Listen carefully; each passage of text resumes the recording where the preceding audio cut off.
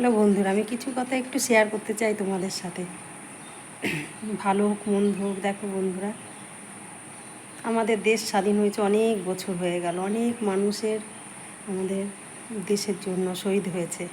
15ই August আমাদের কত রকমের, দেখো কত ধুমধাম করে সব পালন করা হয়।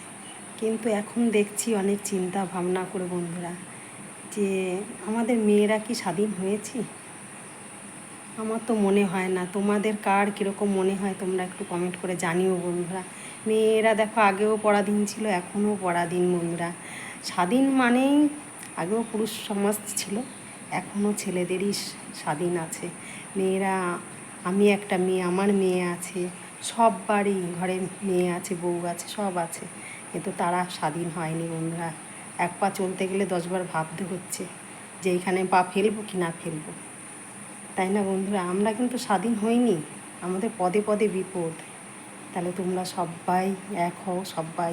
এই দেখো মেয়েটার কত বড় ইয়ে হয়ে গেল, এখনও কিন্তু বিচার পেল না অভয়া। তারও তো একটা মায়ের একটাই সন্তান, আর একটা থাকলে তার মুখের দিকে তাকিয়ে তাও একটু সান্ত্বনা পেত। মায়ের একটা হোক 5টা হোক, মা মাই হয় আর সন্তান সন্তানই হয়। বন্ধুরা, বলতে গেলে অনেক কথা, যার গেছে সে বোঝে। অভয়ার মায়ের এখন বুঝছে যে আমার একটা সন্তান কত কষ্ট দুঃখ, কত কষ্ট করে তাকে মানুষ করেছে।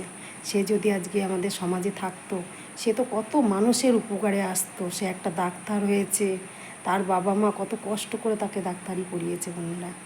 সে কত মানুষের কত ভালো করতে পারত, কিন্তু পুরুষ সমাজ দেখো তাকে বাঁচতে দিল না, আর তার বিচারও এখনও হলো না বন্ধুরা, জানো তো? তাহলে আমরা বলি যে এত আমাদের দেশ স্বাধীন হয়েছে, সব হয়েছে, কিন্তু মেয়েরা আমরা পরাধীনই রয়েছি। আমার এই কথাগুলো তোমাদের কেমন লাগছে বন্ধুরা? তোমরা সবাই মেয়েরা সাবধানে থেকো বন্ধুরা।